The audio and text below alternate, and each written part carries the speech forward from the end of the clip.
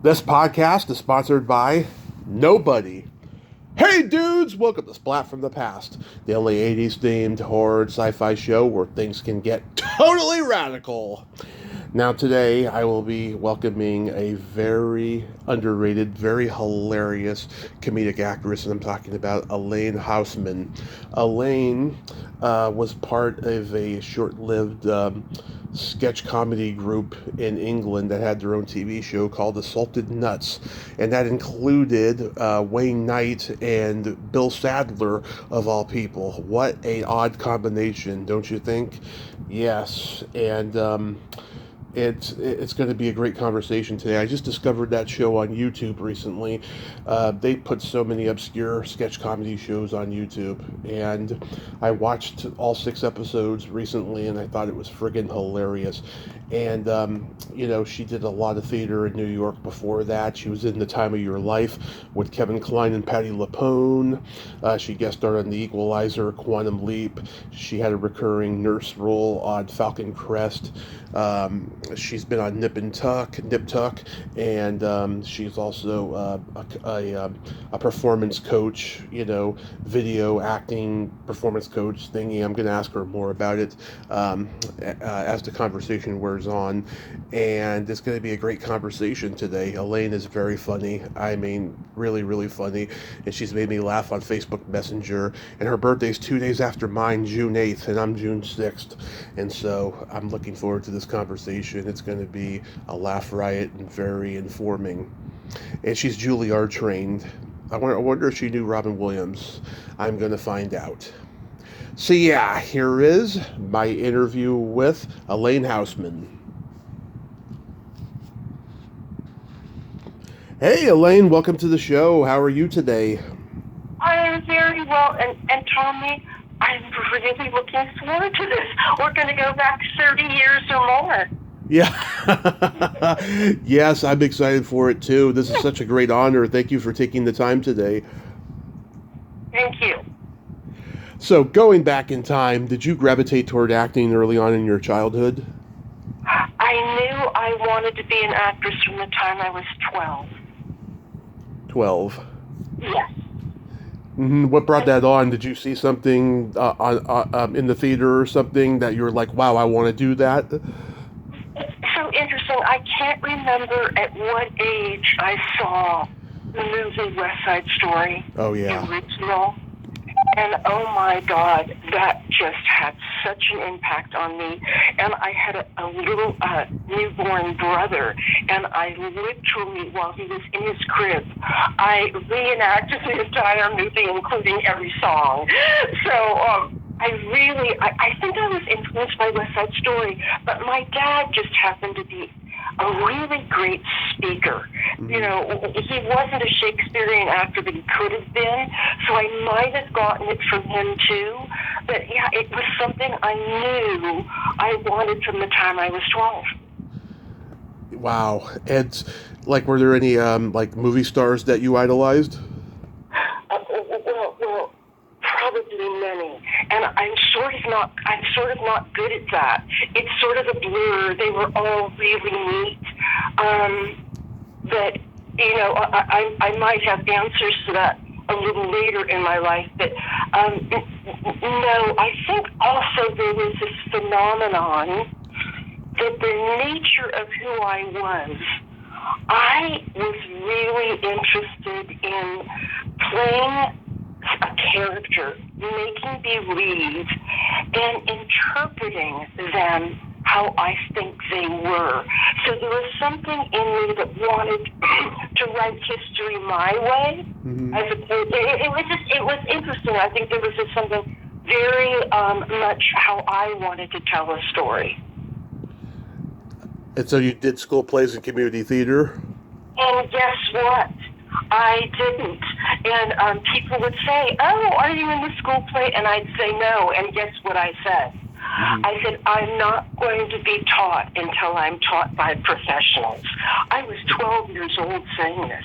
I don't know where it came from, but I thought, if I start in school, they don't know what they're doing. I have to start when I'm really with professionals. It was. I didn't know if I was a snob or just, knew something. It was wild. So I actually went to college in Spanish and biology, took an English class, and then I never went back. I never looked back again. And I really was being taught by wonderful people. And then years later, after graduation, wound up at Juilliard. So there was, I kind of did it the way this 12-year-old kid saw it in her mind.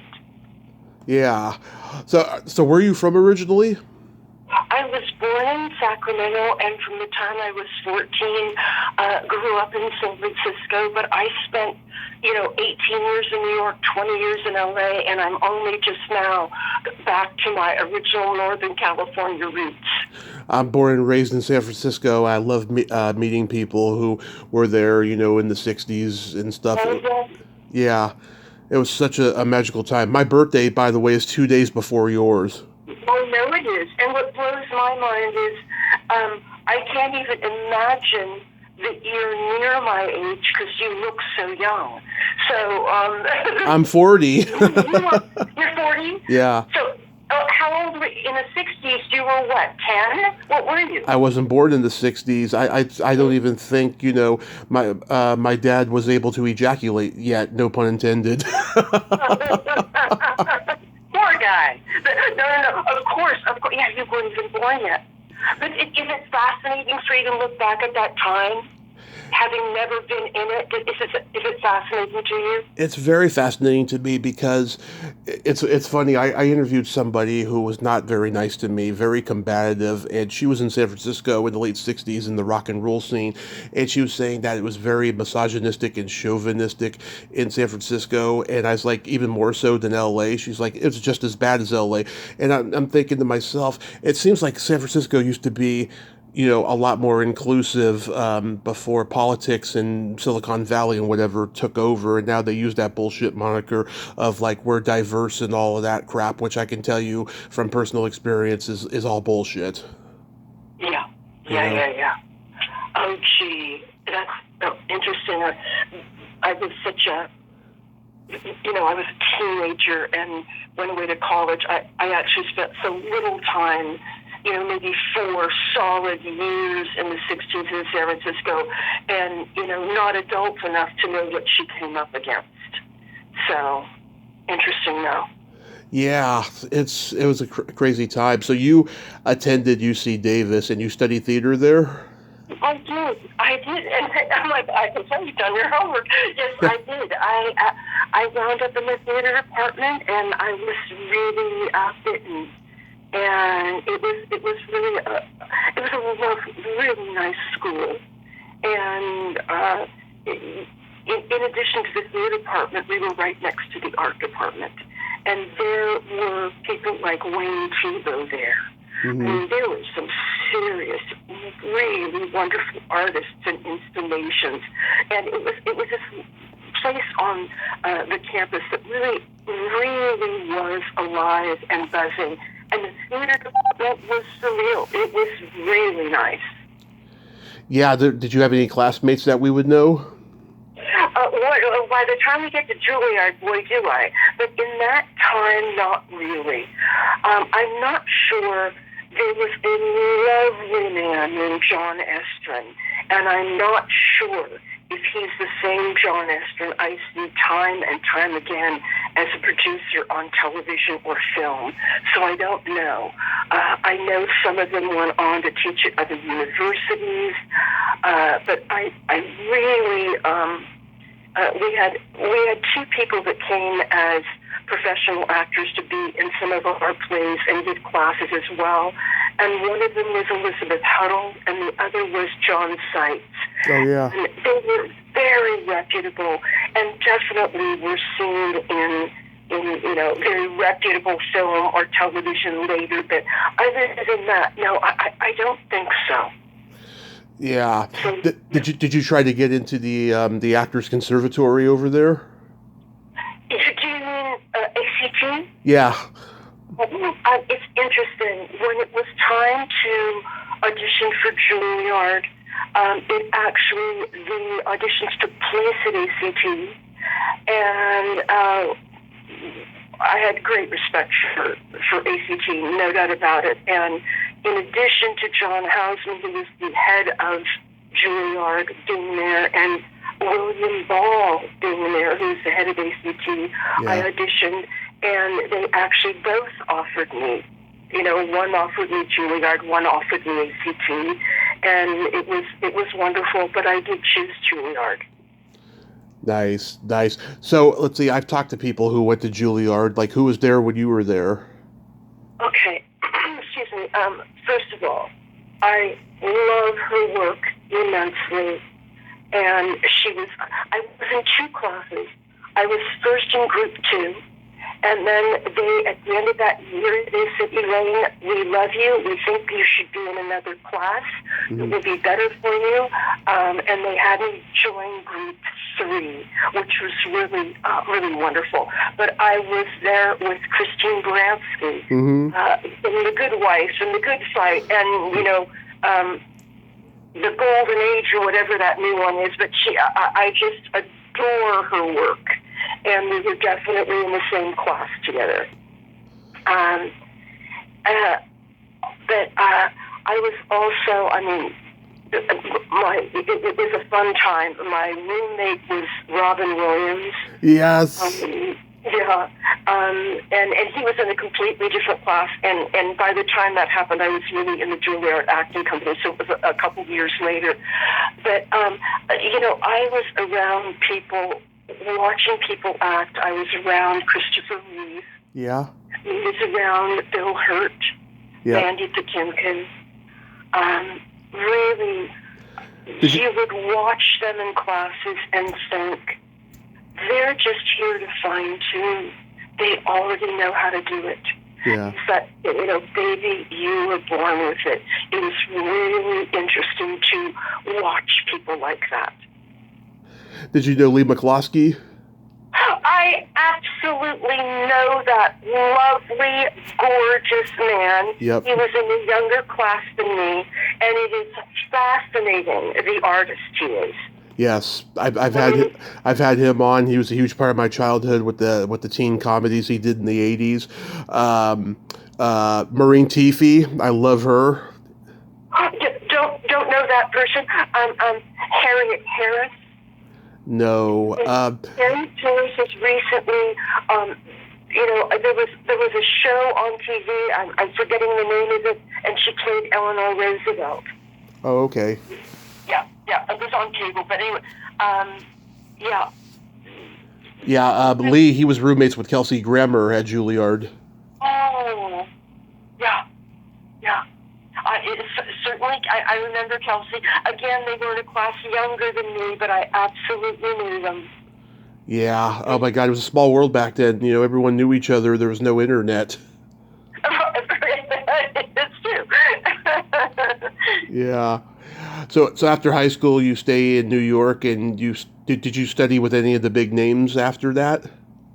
No, I was after graduation. I was invited into what was called the acting company, which was Juilliard's acting company, and they traveled throughout the United States, bringing the classics to wonderful locations. I mean, whether it was the Ford Theater in Washington, D.C., or, beautiful universities throughout the country. Mm-hmm. And I traveled with them for 2 years on a bus and saw 36 states.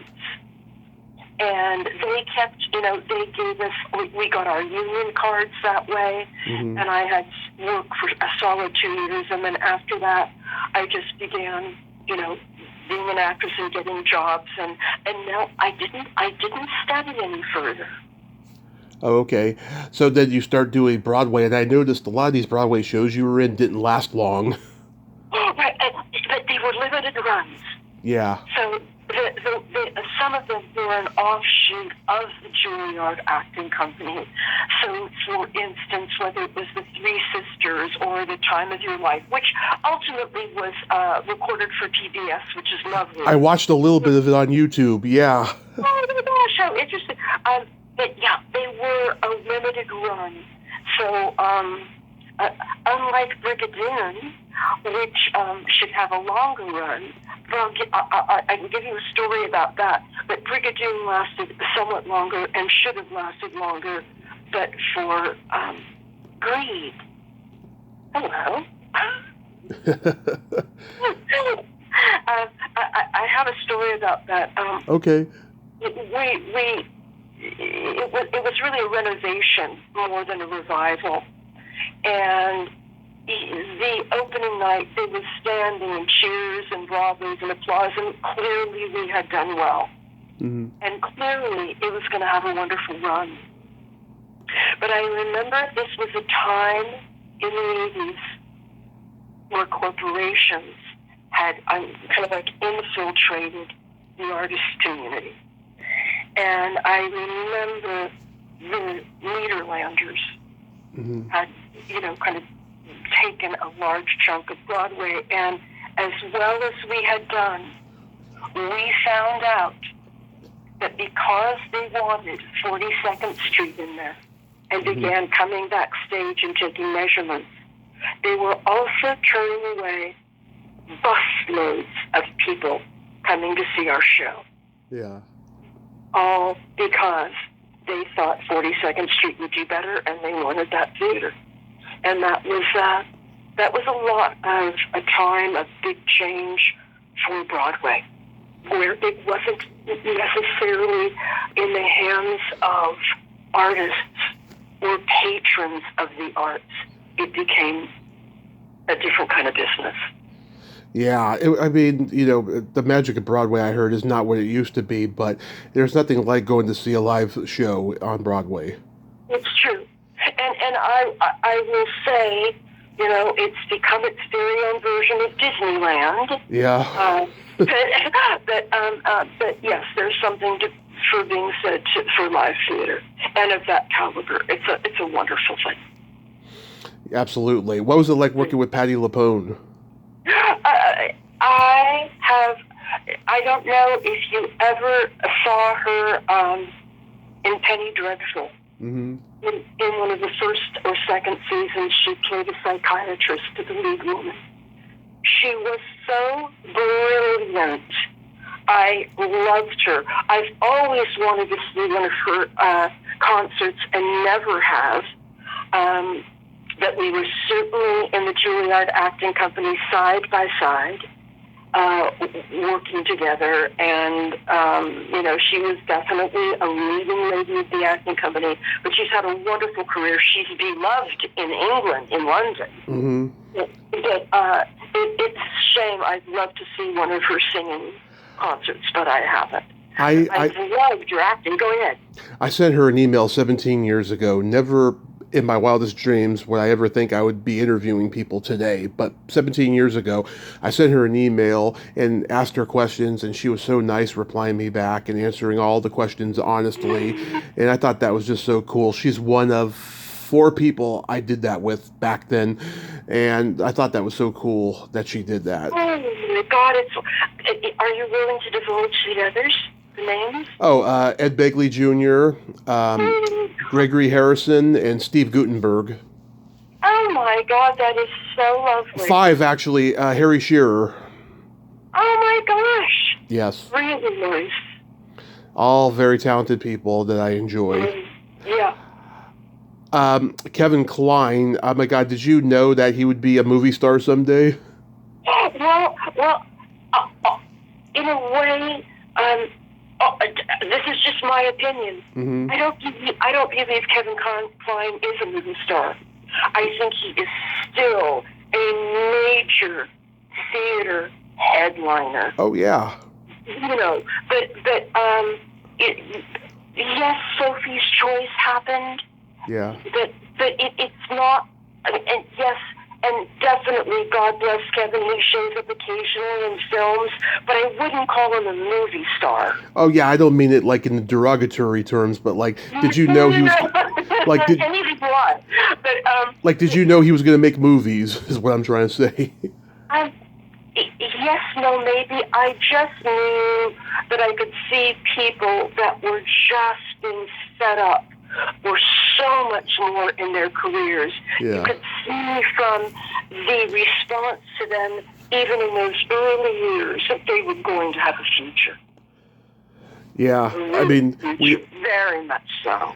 We nerds, we envy him because he's married to the girl that kept us up at night back in the day, Phoebe Cates. Oh, is she divine? I think it's so lovely. I mean, and that's been a marriage that's gone on and on. It's really wonderful. Absolutely, it is. Yeah.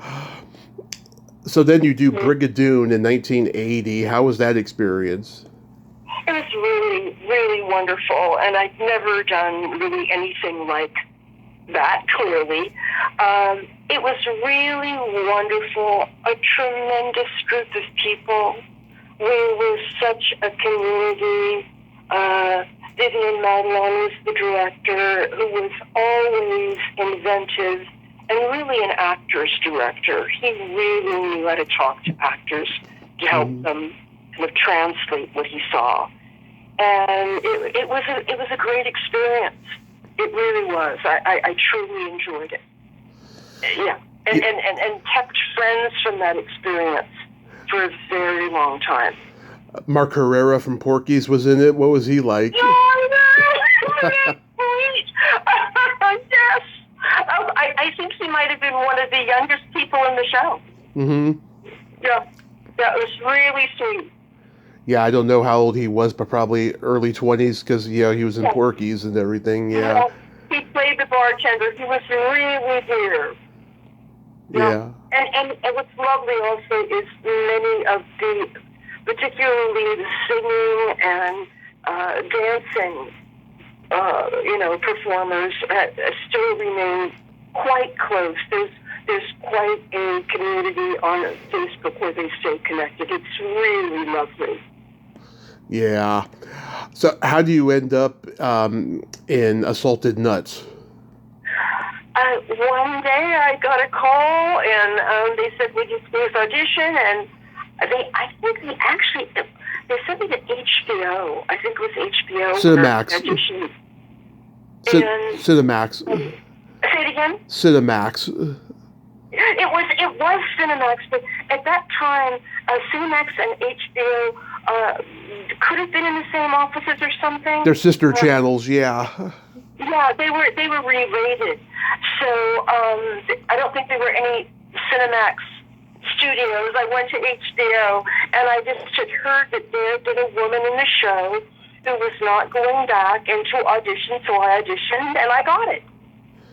Yeah. And they, this was a show that was very interested in having half British, half, Americans, and putting those together. And then it was shown on Cinemax and also the TAM station in England. Yeah, I thought maybe you guys were a pre-existing improv group. I didn't know that you were just all hired for a show. No, we didn't know each other at all. I'd never met Wayne. I'd never met Bill. I'd never met the people in England. And they sent me over there, and we did it.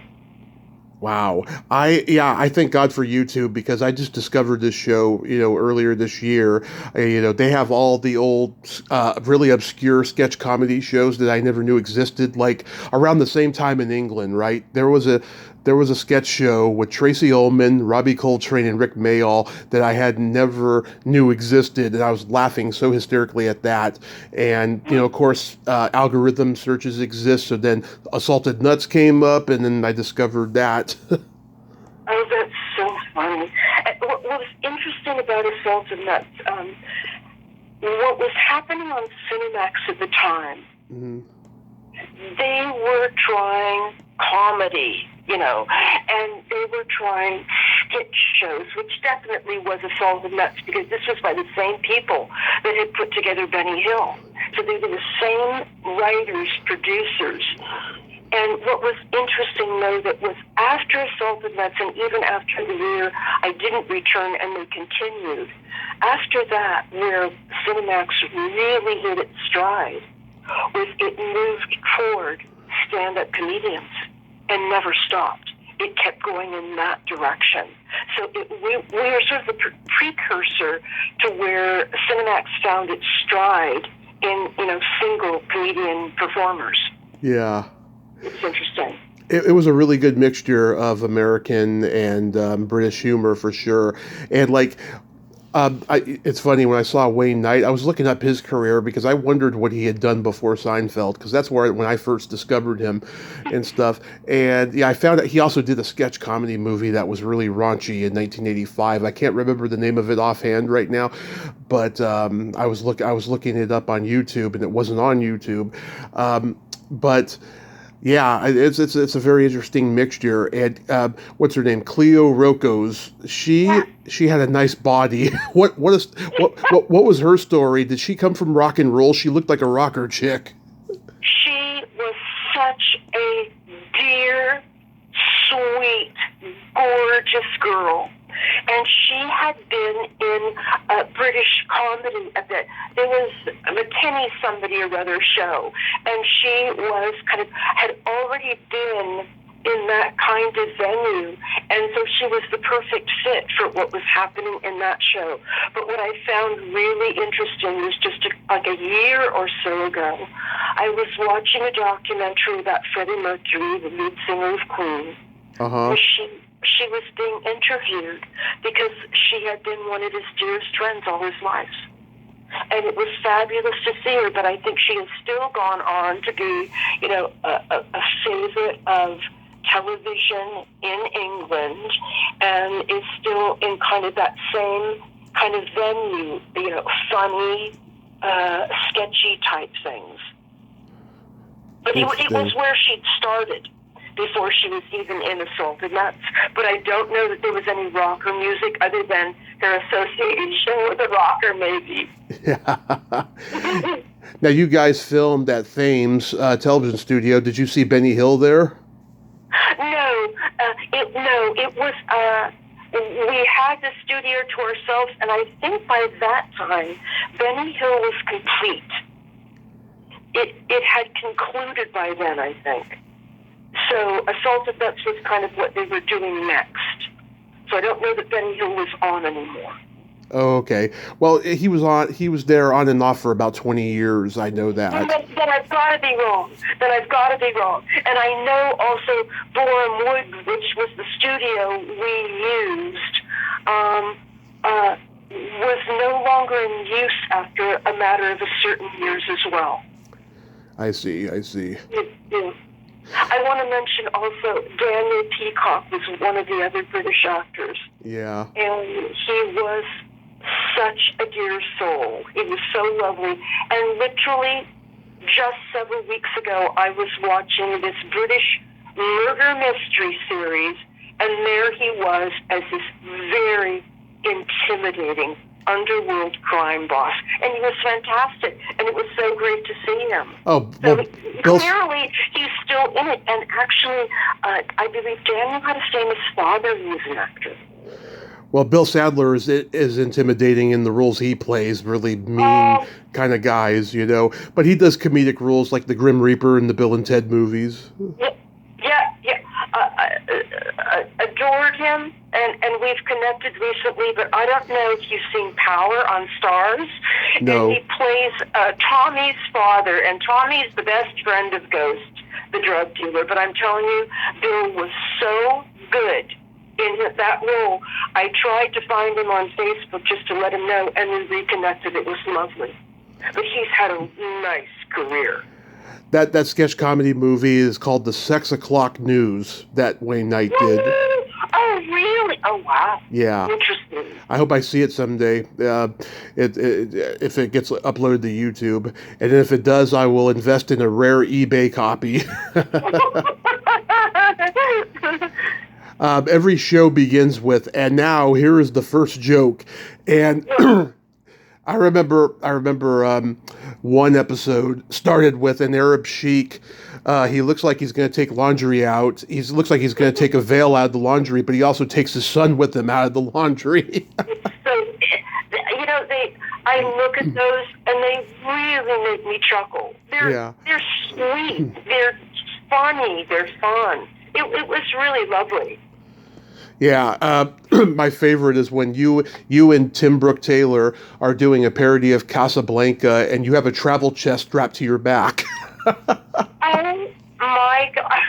Oh my God, I can't even remember that one. Oh my gosh. Yeah, you two, you see the close up of you two having a passionate goodbye, and you're like, goodbye, and then the camera becomes full view of you with a travel chest strapped to your back, and then we see you like at the airport or something trying to Oh get my on the God, plane. yeah. Yes, now I'm remembering. Oh my God. Or was a train station. It was one of the two. Yeah. Yeah, exactly. Some of it was some of it was really funny. It was so fun. Yeah. Oh, let's see if you remember. It was different for me also. There was a little part of me that was like a fish out of water. Yeah. There was an actress who was funny, but I never sat around all day long with people thinking of punchlines. It was a whole other world. Yeah. It was different, so. Yeah, of course. Let's see if you remember this one. Wayne Knight is having a nightmare that he's cheating on his wife, which is you. And Cleo, so him and Cleo like make out, and she's too wild for him. And then he tries to get away from her, but then there's like 4 other of hers coming out of the woodwork, scaring him. Yeah, and then he wakes up screaming. You're his wife comforting him, and then he's going to go back to sleep. And then next thing you know, a guy grabs you and pulls you down to the floor, and you're like, "Thanks, Sweetum." Yes, these are all very familiar sense memory. Yeah. Or you and Wayne are in traffic. He's driving and saying, "Come on, let's go. Hey, same to you, buddy." And then he gives the up your salute. And then he was saying that to a priest who was like giving communion wafers on the highway. It's Bill Sadler playing the priest. And you know, there's a wonderful man, and I'm so sorry.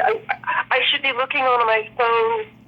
I can look it up. We're talking. There is a wonderful man I met on Twitter, and because of him, and I've got to find his name, because of him, he reached out to me, knowing I'd done Assaulted Nuts and having really loved it. And he is part of a community, a television community in Chicago. Mm-hmm. And it's sure to find old television shows to upload them completely.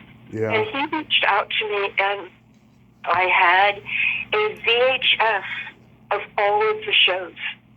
And they were sitting here, and he said, "Oh my God, Elaine, could we have them?" He is the reason Assaulted Nuts is complete on YouTube for the season I was there. Oh, yes. Yes, that's where I saw it.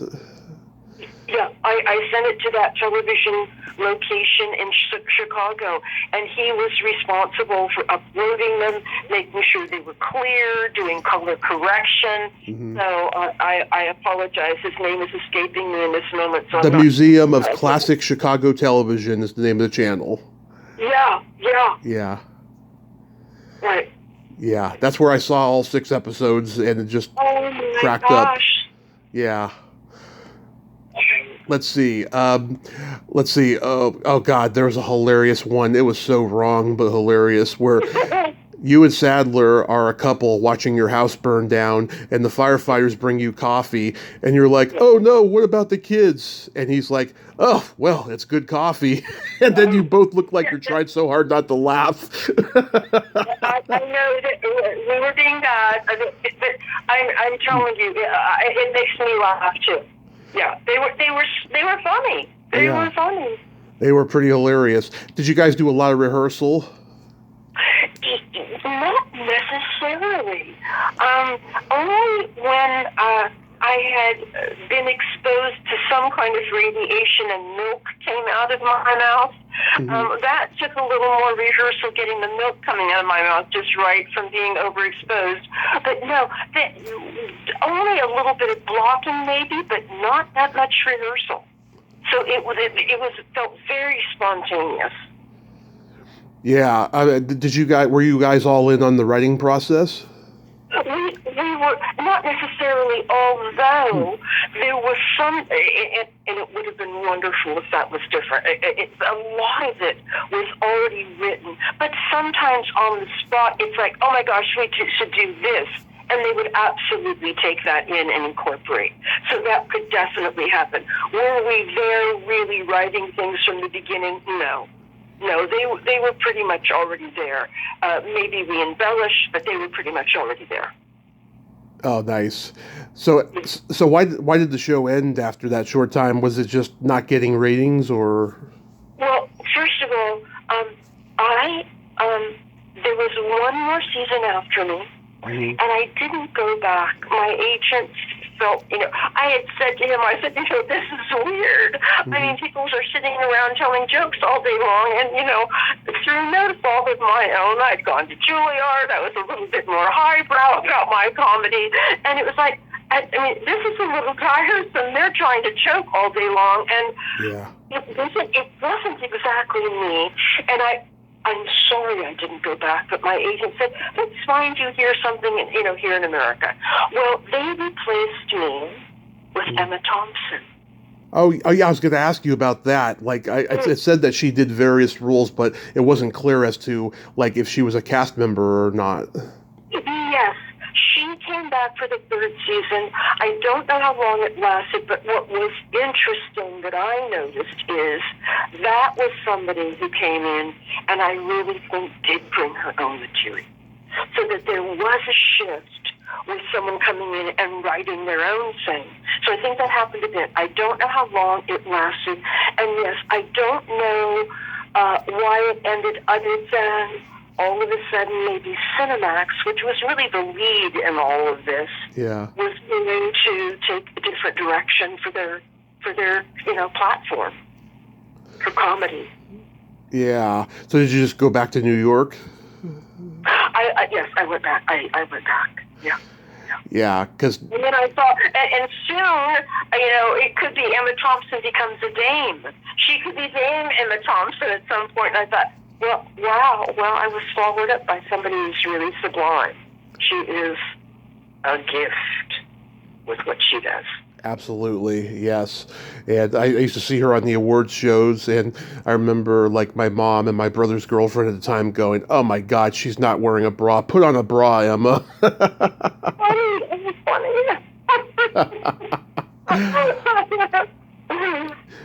So you did an episode of The Equalizer, which was directed by one of the masters of horror, Tobe Hooper. What was he like to work with? He was a lovely man. Very straightforward, very to the point, and it's interesting because I thought, would there be something I would notice as the Texas Chainsaw Massacre director? He was just very lovely and straightforward, and so was my role. My role was very simple and to the point, so there wasn't, there wasn't much to dig deep into. But it was Scott Bakula was a lovely man, and I hit him with a broom, and he said, Elaine, really hit me. Don't hold back. So it was like, oh my God. So that was kind of interesting. Yeah. You got to be on an episode with a great cast of guest stars: Ed Lauder, Leo Burmester, Kelly Curtis, Richard Bright. I'm friends with his widow, the great Retanya Alda, and Mark Margolis, who just passed away. Rest in peace. Yeah, there's a lot of good actors in that episode. Then you do Quantum Leap. How was that? Oh my gosh, I was mixing up the two. Holy shit. Okay, go back. Mixing up the two. I was talking about Quantum Leap with Scott Bakula. Yes. The Equalizer. The Equalizer. Oh my God, I'm completely confused. The Equalizer was neat. And it really was lovely, meeting Kelly Curtis, Jamie's sister. That was lovely. That was very, very cool. But again, even less direction than the director I was thinking of from Quantum Leap. So, gosh, I remember little or no direction at all in Equalizer. It was just, and again, when you're playing a small role, and I was playing a small role, I was just getting my feet wet on television for the first time. And it was, directors don't spend time with someone like me in a part like that. Mm-hmm. It's a little more like blocking, and you just get it done. But the experience of the actors was really lovely. They were lovely. Yeah, James Wetmore Jr. directed that episode. Wow. And I think I read that this episode doesn't play very much on TV because it was so un-PC for its time. Oh, interesting, right? Yeah, it's crazy. You were a recurring nurse on Falcon Crest. How was that? Oh my God, I had so much fun. I got the part of Nurse Natalie, and the director, he was such a lovely man, and you're going to remember his name, maybe I'm not. He was so wonderful, but what I loved, I did my scenes, and it was so sweet. While I had this kind of attitude or whatever, and Lorenzo Lamas and I had this little kind of quip, and, you know, at the end of our scene, Lorenzo Lamas comes to me and he says, Elaine, it doesn't get better than that. It was so lovely and so dear, but what was so nice was they really liked me. So I played every nurse in that hospital. I was in administration. I was at the death bed. I was taking, it's very funny. Whenever there was a nurse, I became the nurse. And they gave me about 8 times to come back to the show, and it was really lovely. Really nice of them. Yeah, my grandmother was obsessed with this show. She used to watch Dad and Knots Landing back to back when I was like 5, 6 years old. And believe me, Falcon Crest was like a favorite television show of mine. It was really fun. I mean, we'll say a little bit more about Nip Tuck later if we get to that, but it's a really neat thing to be on a show that's your favorite. Absolutely, yeah. Yeah. Most people that don't. Was really, go ahead. Oh, I was going to say, most people don't remember Sydney, but you guest starred on that. Yeah. It's true. Yeah. Played a lawyer. Yeah, was that fun? Oh, wait a minute. I could be confusing. There was Sydney and then there was sisters. Valerie Bertinelli and Matthew Perry. Yes, and guess what? I had a larger part as a member of the family, and it was fine. But I'll never forget, somebody came to me and said, Elaine, we're so sorry to tell you, we have to move on. We're not going to do your scene. You know, there are some actresses who would be very upset. I wasn't upset at all. I just thought, I think they're absolutely right. This does not serve the plot. You're trying to show me off in some way, which is lovely of you, but you need to move toward the goal of the plot. So it was sort of funny. So I had ultimately much less to do than I was hired for. Oh, yeah, that happens sometimes. You know, some people, they get excited for a part and then it gets cut way down, or sometimes it gets extended and then they become the person who upstages everyone and becomes the star, you know? Right. But this role didn't have that potential. Like Fonzie, you know? Yeah. So Sisters, that was a lot of fun? It was fun. It was sweet. I played a lawyer, one scene, very to the point. Once again, mostly really getting comfortable doing television in a small role. And I'm telling you, oh my God, the smallest roles are the hardest. Yeah. They're so hard. I had a dear friend who used to say to me, it's hard for you, Elaine, because you have too much information for the part. It's harder to just come in with something very small and not a lot to dig into. Yeah. It was fine. It's funny, I never seen that show. When it was on, I barely knew about it until the internet came. It's really weird. And I watched everything. We had 5 TVs in my house growing up. Wow. But keep this in mind, you know what? Mm-hmm. It could have been considered a girl's show. Yeah. All sisters. So it might not have been something you'd even have considered. It was a girl's show. Yeah. It's pretty interesting. Like, you know, there was Nurses that was on at the time too. You know, I used to watch that show with my grandmother. I think that was on like back to back with Sisters, but I never watched Sisters for some reason. I think I was in bed by that point. Well, very likely, actually. Yeah. Yeah. A little bit later, And then you were on a couple episodes of Nip Tuck. It's true, but I have to tell you I'm going to tell you something I got fired from. Okay. Judd Hirsch had a show called Dear John. I love that show. Did you? Well, Yeah.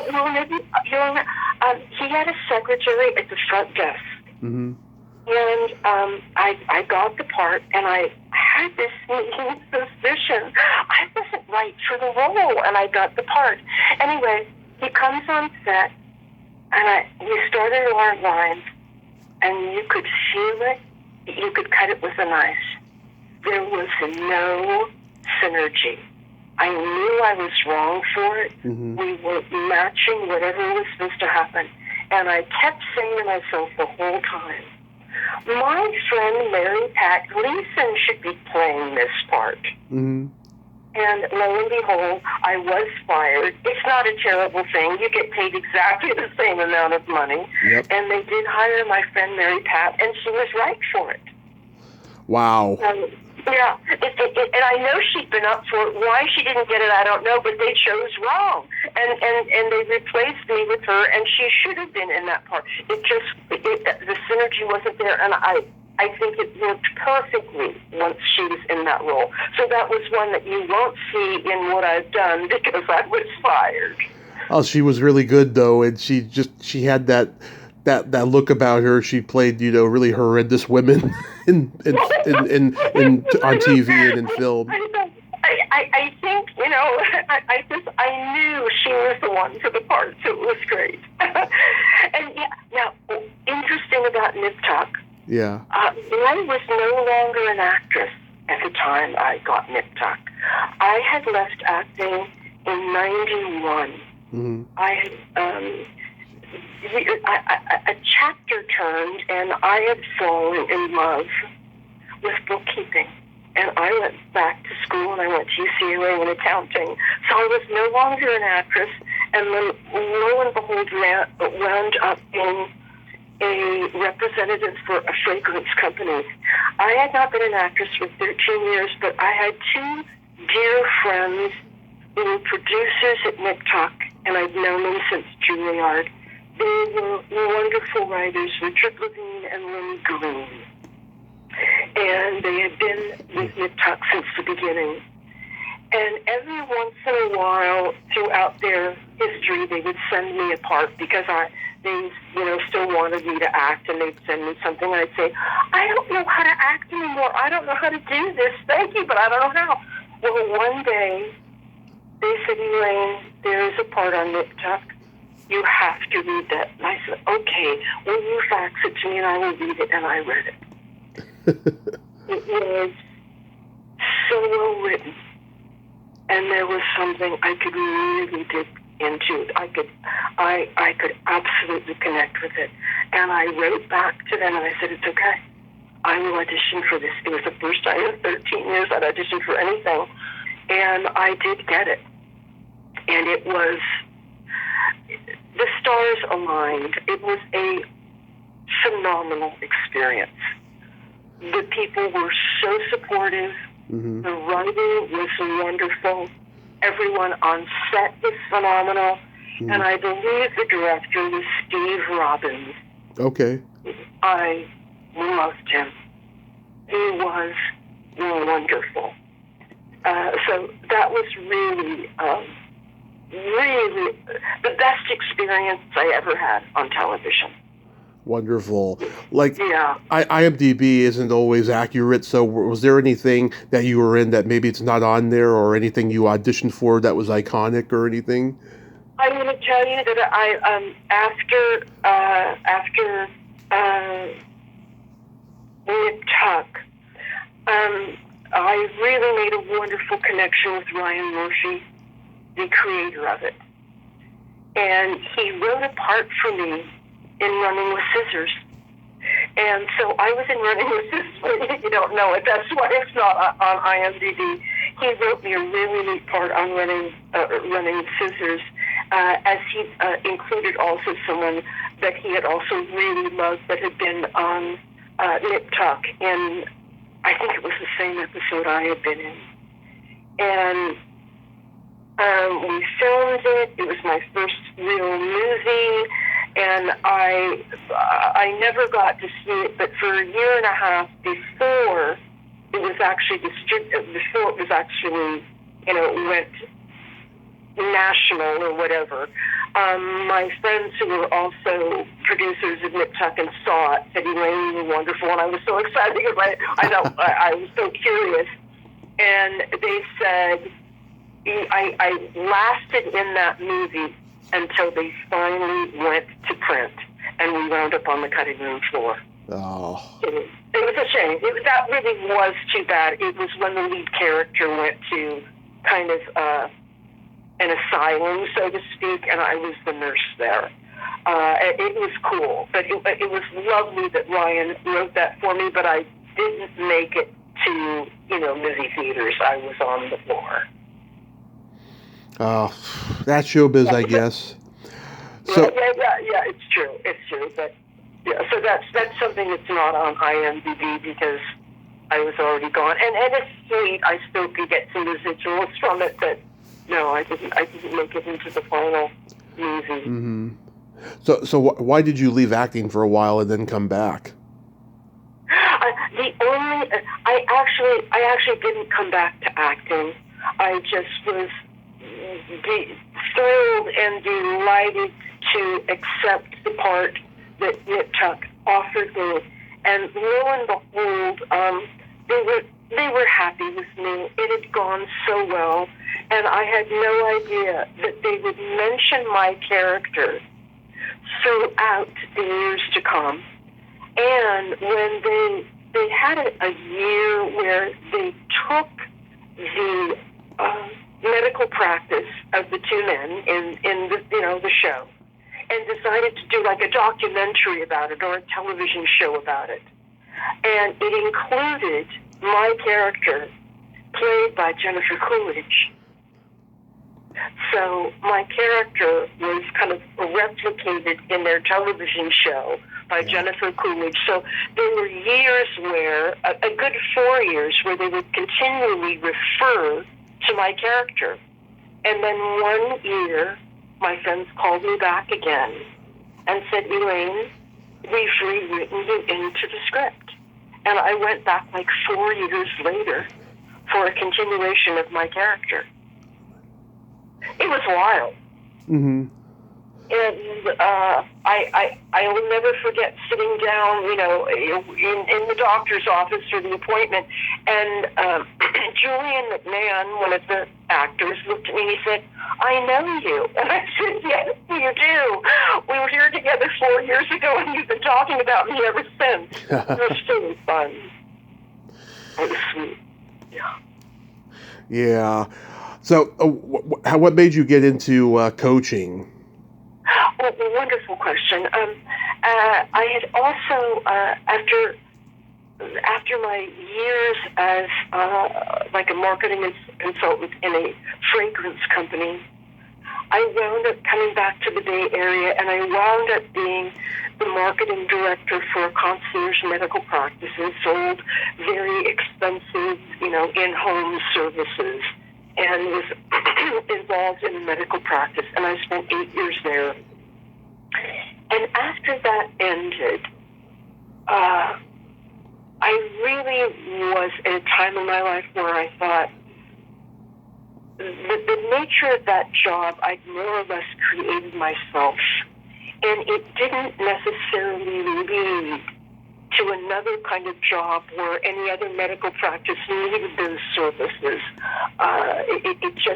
It just didn't take me anywhere else, and I thought, okay, I think I need to do something on my own. And I really thought it would be interesting. I was talking with a woman who would call me from time to time because she knew I'd been an actress, and would ask me about video because she's, I really had a lot of followers on social media. She was a doctor, had about 17,000 people following her. I'm doing this. I don't know my lighting. I look horrible in my camera. Can you help me? So over time, I began helping her a little bit, and one day I was saying something, and she said, okay, Elaine, this is clear as day. You need to be doing this for people in business. You need to be helping people in business from what you know about how to appear on camera. And really, that's how it was born. And I wound up doing that for a very concentrated period of time, really using the skills I'd learned in acting and merging them for people in business with their marketing and their relationship to their audience in video for social media, or whether it was the video that, their introduction to themselves on their website. And later it also became, even Elaine helped me with a Zoom interview for a professorship, or I'm speaking here, can you help me? So that was everything kind of merged into that kind of coaching work. Wow. Yeah, do you get satisfaction teaching that you don't get when you're actually acting or performing? They're different and equally satisfying. Mm-hmm. They are both so rewarding. It's so funny in acting, it's almost like there's this relationship. This is for me, my relationship to myself and being this self-teaching experience. Mm-hmm. Whereas, when you're doing it with someone else, it's within a relationship to someone else. They're both deeply satisfactory. And there are very real things I've learned in acting that really can help someone in business and understand the nature of, when you're in video and you're talking to your public, just how short it needs to be, how direct it needs to be. I literally call it video speak. You really, and even how much you move within a video and how interesting you can become being more contained so people can really focus on you. All kinds of little things that can make you more compelling. It's so satisfactory. That's so awesome. Yeah. So your specialty is video promotion, like how to teach actors to self-promote themselves, right?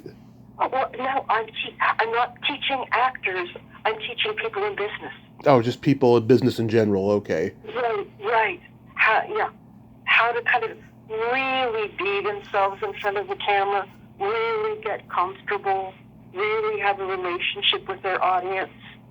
Yeah, I'm not working with actors. Oh, okay. And it's interesting. There is now a very real film or television component at Juilliard now, helping people make that an easier transition for auditioning for film or television. It never existed at the time I was there. And let me tell you, people floundered. Unless it was just second nature to them, or they were just, maybe you're born with it. It was not an easy transition for many of us who had learned all about stage at Juilliard and really nothing about the camera and your relationship to it. So Interesting. yeah, I literally had people watching who were with me at Juilliard saying, "Elaine, you're teaching everything you needed to know then," and had no grasp of. So I'm helping business people. Well, it's funny now. Actors who go into teaching, right? They teach students how to be camera ready, and they didn't do that, before. But because they didn't get that when they were at Juilliard or any of the big schools that taught acting. They had to learn it on their own. And the funny thing is, if you look at these actors on camera back in the day, they were great at it, even though they weren't trained. Now it just seems like the ones who are trained now, it's just, I don't know, there's something weird about it. I don't think that a lot of actors have the tenacity that your generation did. Oh, interesting. They really are. They're such different skills. I mean, obviously, there were actors in your generation who really did want to become stars, but it was less frequent. All your generation wanted to do was act, but now the younger generations just want to be stars. That is such oh my God, you are so right, Tommy. Yeah. If somebody said, Elaine, did you want to be famous? No. I wanted to be acknowledged and respected and be great at my work in a craft. And that, that did change when everybody started wanting their 15 minutes. It happened to me too. Other focus.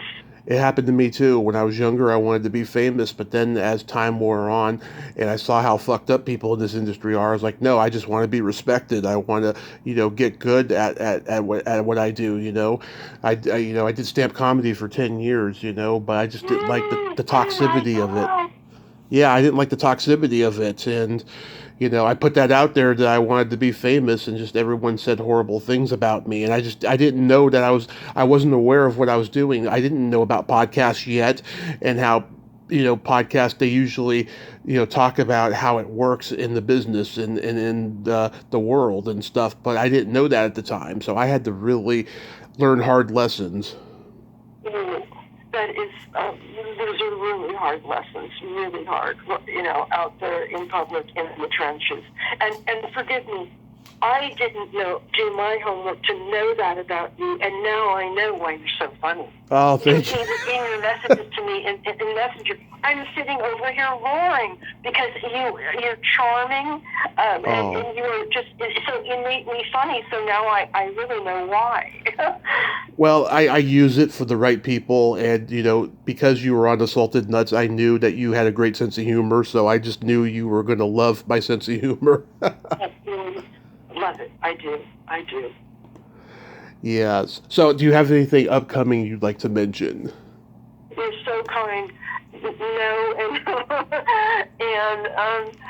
lo and behold, I've had many chapters in my life: acting, accounting, marketing, sales, video performance coaching, and now I have to admit I have become consumed and passionate about rent control in Northern California. Oh yeah, you mentioned that to me. Yeah. I live in one of the cities, Larkspur, California, one of the highest rents in the nation, and people are becoming displaced. They can't afford 10% increases every year, 7% increases every year, and so I've gotten very involved with my tenants association and looking for a real change in rent control. So it's interesting, Tommy. I've had a lot of different interests. Do I love acting? Absolutely. When I finished acting, I was done. You can't leave unless you know you're done. Yeah. It doesn't mean I didn't love every minute, and there's still a part of it in me. Absolutely. I mean, it's always in you, and you're really good, great at it. You're really funny, and, I guess you'll always have that in you since you were 12. Yeah, bless your heart. So real quick, we got to play my secret silly game. This is a series of silly slumber party questions. No win or lose. It's just pure fun. And how the game works is I ask you the question, you answer it, and then you ask me that exact same question and I answer it. And feel free to comment on the answers because they might be funny. Okay. Okay, Elaine, are you ticklish? Yes, and I will avoid it at every turn, every possibility. Tommy, are you ticklish? Oh, yes. If you tickle me without warning, I might hit you in the groin, though. Excellent reflexes. Exactly. Is your belly button an innie or an outie? I'm an innie, and I have to tell you, it's good looking. Oh, I love that. I love a good-looking belly button. Tommy, are you an innie or an outie? I'm an innie, and I got scars all around it from my accident. It used to be super cute, though. Did you have a hernia? Oh no, it's from my car accident. I had to be opened up. I had to have my gallbladder taken out. Many months later, it's just a mess. I'm just glad you're in one piece now. Absolutely. What color are your toenails painted? Right now, they are naked. I have been known to be in love with very opaque white.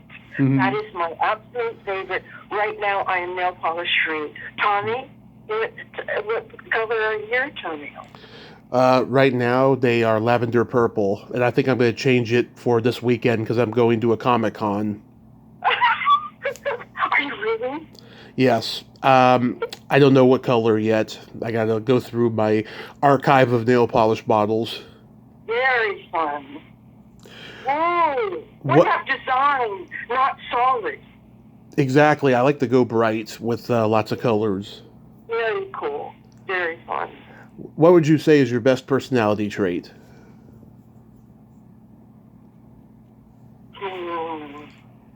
Integrity. I agree. Oh, that's so kind. Tommy, what is your best personality trait? I have empathy and I have no filter. I love you. Gemini. Yeah, both Geminis. If you could have anything named after you, what would it be? A highway that would be kept clean. I would love that. Love a it. highway that's kept clean in my name. Love it. Tommy, oh shit, what was the question? If you could have anything named after you, what would it be? If you could have anything named after you, Tommy, what would it be? Vibrator. Oh, okay. The Tommy Chatsy. What color, Tommy? Maybe purple. Very nice. I thought that's what I was seeing in my mind's eye. Yeah. And then my favorite question, is there a stinky smell that just makes you gag? Well, isn't vomit make everyone gag? Vomit is very popular. Acid reflux. How about you, Tommy? What smell makes you gag? Either farts or feet. Oh. Yeah. Very interesting. Just don't go down there. Yeah. I have a joke for you. Okay. What do you call a boy that doesn't masturbate? I don't know. A liar. Love it. It's so good. I love it. It's a really good one. Thank you. Elaine, you are so wonderful. Thank you for coming on today. And Tommy, uh-huh. I'm honored. You are all heart. You are such a good soul. Thank you. And so generous. I thank you. Oh, I thank you. Thank you so much. Yes, I hope you have a great rest of your summer. Be safe out there and do a toe wiggle for me. I'm hugging you long distance and thank you. Thank you so much. Have a great day. You too. Bye-bye. Bye-bye. Well, there you have it. Elaine Hausman. Ain't she a sweetheart? Oh, my God. What a great lady. A total free spirit. A lot of fun, funny. And she's helping people build their charisma up. Well, until next time, this is Tommy Throwback Kovac saying there's no shame in living in the past because the present sucks. Later, dudes. www.elainehausman.com